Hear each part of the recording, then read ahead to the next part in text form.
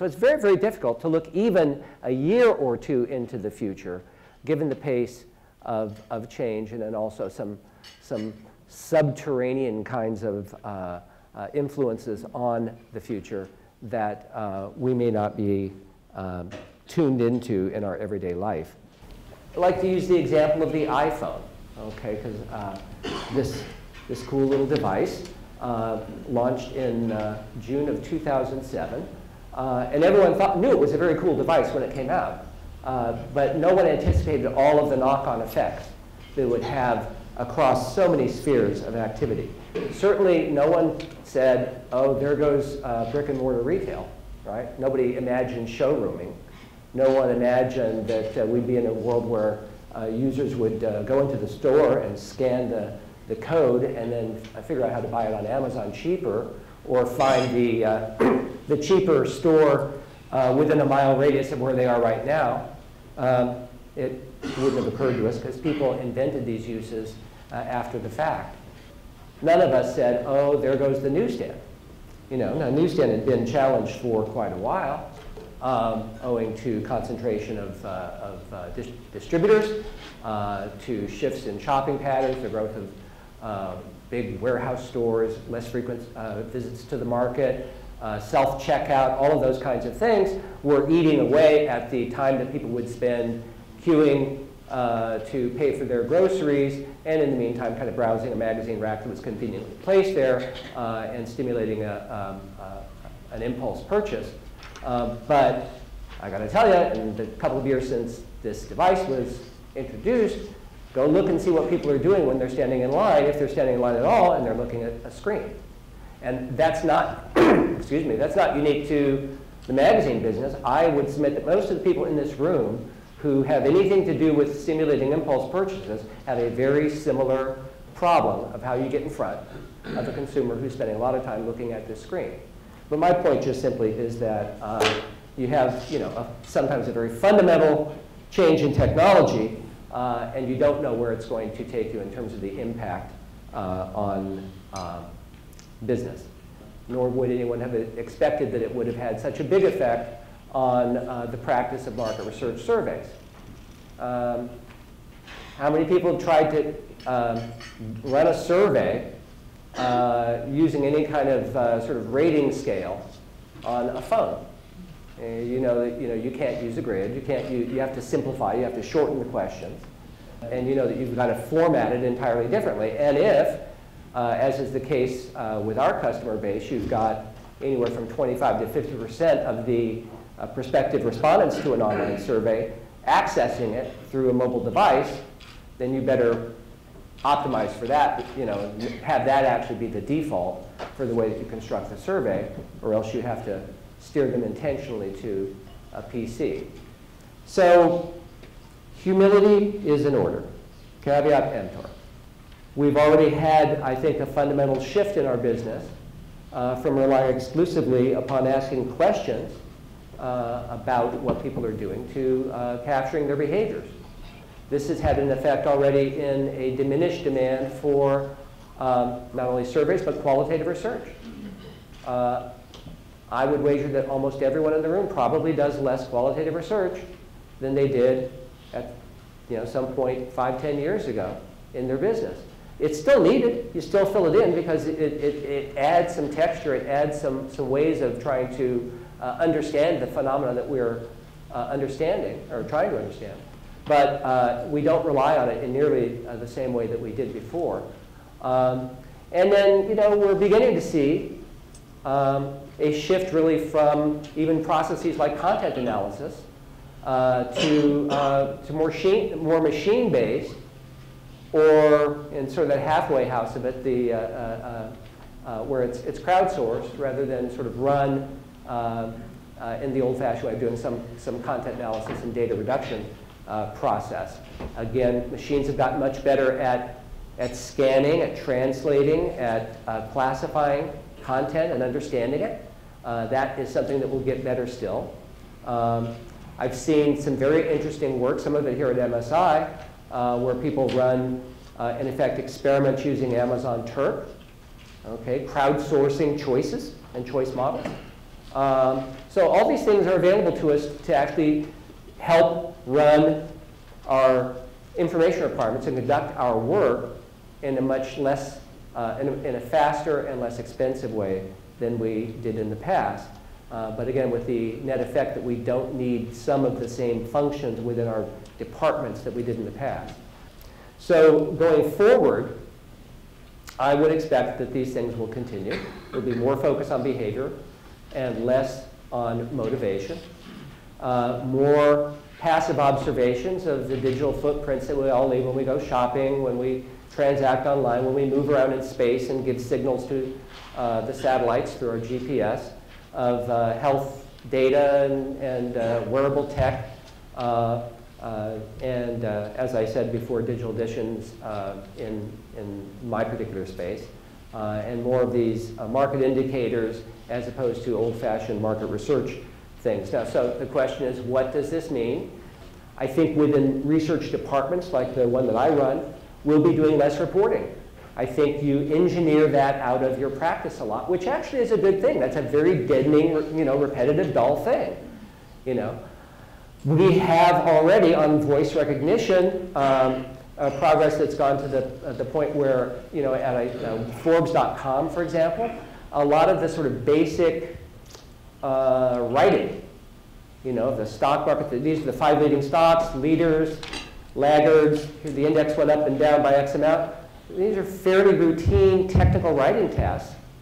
You don't need people to do them. It can be done perfectly well by a machine at this point because it follows pretty predictable rules.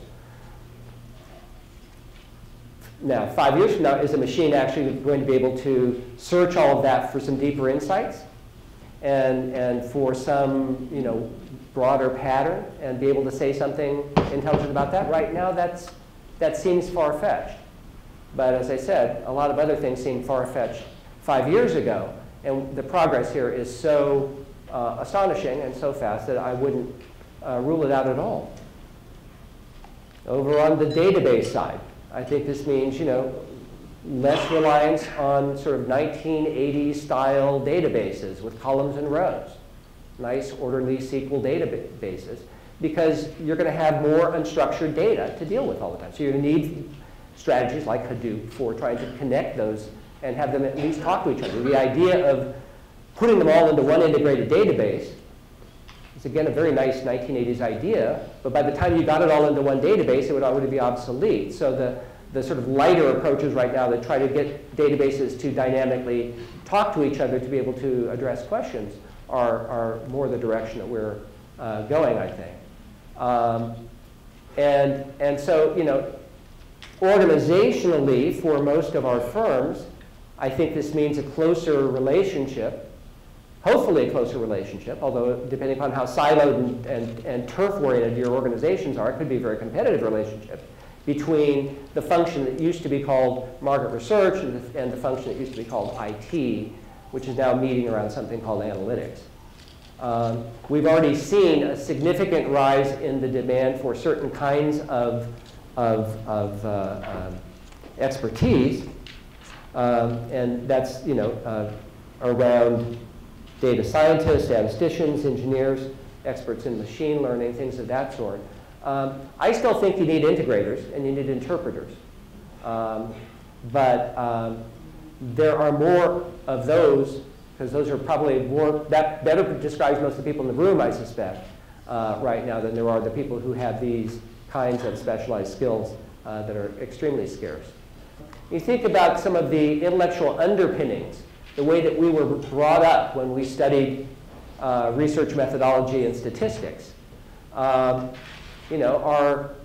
Bayesian statistics and sort of Tukey's exploratory data analysis techniques were really kind of off in the margin. They were an exotic specialty for people who were really interested in far afield branches of statistics. Most of us studied, what I call Gaussian statistics, that sort of, that assumed a normal distribution. We studied, the measures of central tendency and maybe Monte Carlo simulations or general extensions of the linear model. We studied regression analysis.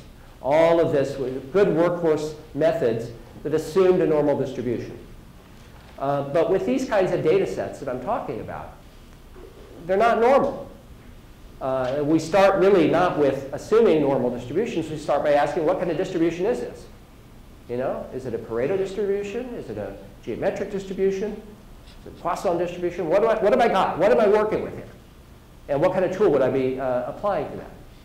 Now, that's not what we learned in school way back when. You know, some people did, but not me. Never mind the network stuff, or the sort of neural networks and all of that, the very, very exotic stuff that newer graduates of our educational system have been exposed to, but I'd say many of the people running research departments and functions are less familiar with. I think the underlying sort of intellectual infrastructure for a lot of what we're doing is changing in response to these different kinds of data that we have. I think it means that in some ways we probably, and this I don't think is necessarily a good thing, but I think that a lot of what we do when we try to implement big data solutions and look for any kind of correlation at all, or predictive analytics, which is sort of a very souped up form of correlational analysis, is we're in effect moving more toward a direct response model and away from a marketing model.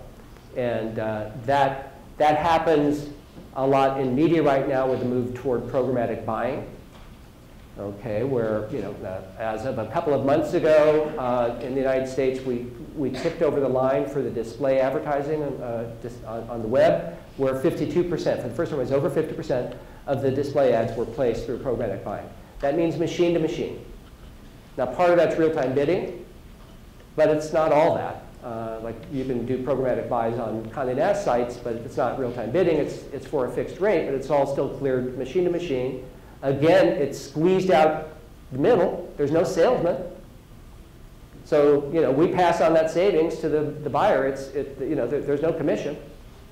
They're trying to move more TV buying to that. That's like some deep cultural change would be required for that to actually happen. I mean, I don't know how you fathom the upfront market, how you reconcile that with the view of programmatic buying, but that's part of the pressure that's taking place. But if you think about that, a lot of this is really within a model that is more like direct response. One thing does better than the other.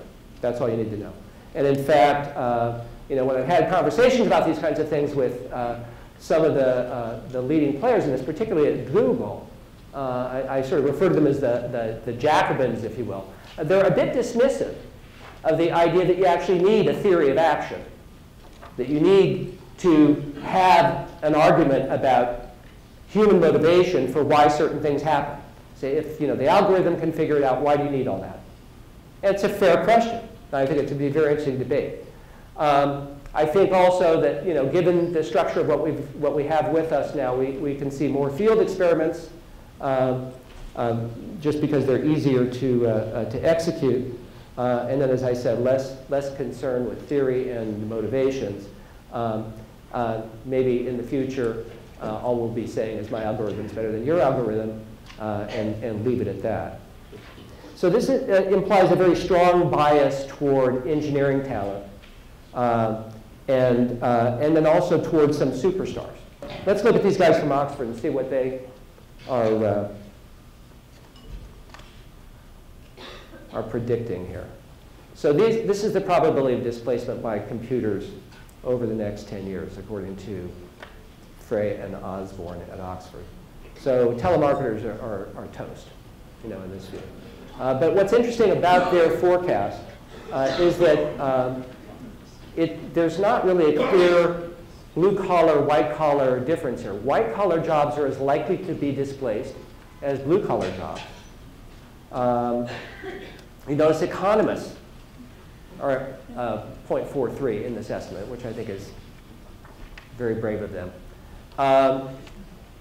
At the low end, these sort of jobs like that involve kind of complex pattern recognition, integration of information, or that just don't scale, that don't scale digitally, are not likely to be roboticized.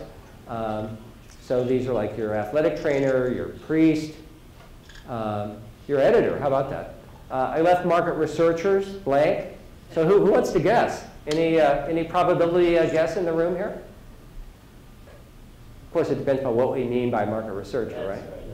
Yeah. Okay, so they had a couple of categories. Computer and information research scientists, so these are the guys that we've been talking about as very much in demand. They have low probability. Operations research, 0.35, so it's a little higher. Survey research, 0.23, better than I would have guessed. But a research assistant, just crunching the data, summarizing. Same thing with market research analysts. Those are much higher probabilities. So it's that kind of middle, that kind of reporting thing which I was talking about, which I think in many respects is already going away.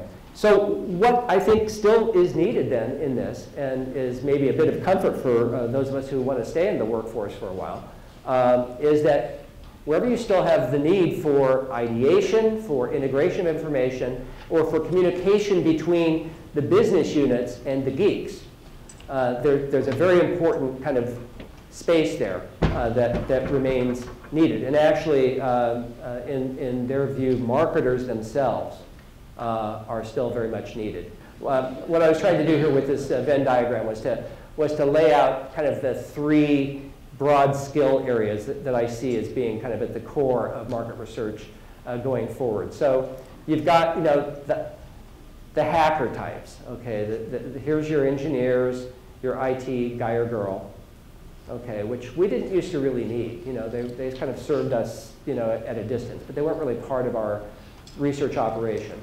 And you had the math stat people, which some of us needed some of, although a lot of that you could really outsource or rely on software to provide for you.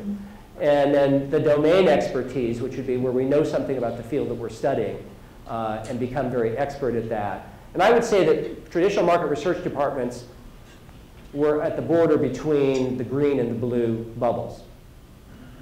Okay, I don't think there was a border between the orange and the blue bubbles before, and that's probably like a very dangerous space. Hackers with domain expertise, and I don't know what those jobs would be. So my thinking is that maybe what we have going forward is kind of an insights layer, and these are the people with some domain expertise, client-facing, but these are cross-disciplinary folks. These are people who are good at business problem assessment, kind of your internal consulting. They help to formulate an analytic strategy to guide what the analysis team will do.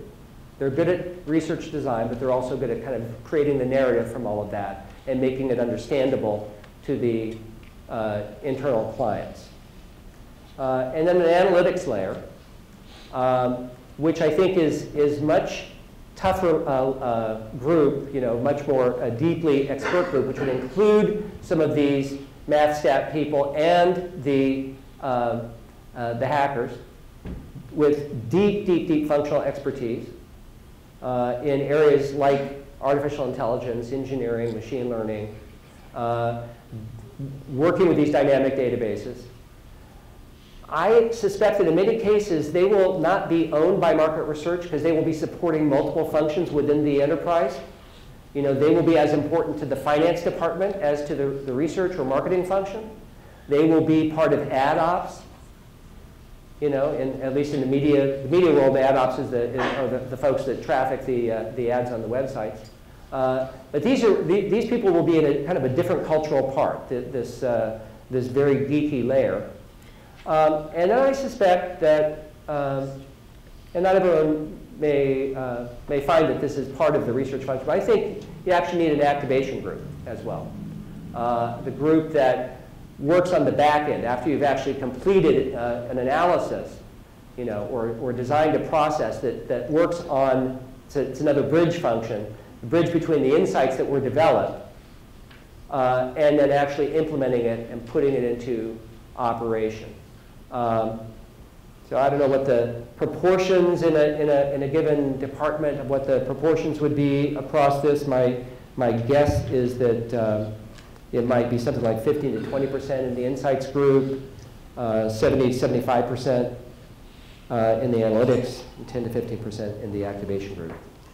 So not a particularly profound, but I think, you know, at least worth considering as a way that we may be organizing ourselves in this future. So I leave really with the question from Isaiah Berlin's fable about, you know, whether you really want to be a fox or a hedgehog, you know, and you know, when coming up in graduate school, you know, the thinking very much is you want to be a hedgehog. You want to have deep knowledge. You know, you don't know many things, but you really know some things extremely well. And that may be true for that middle layer.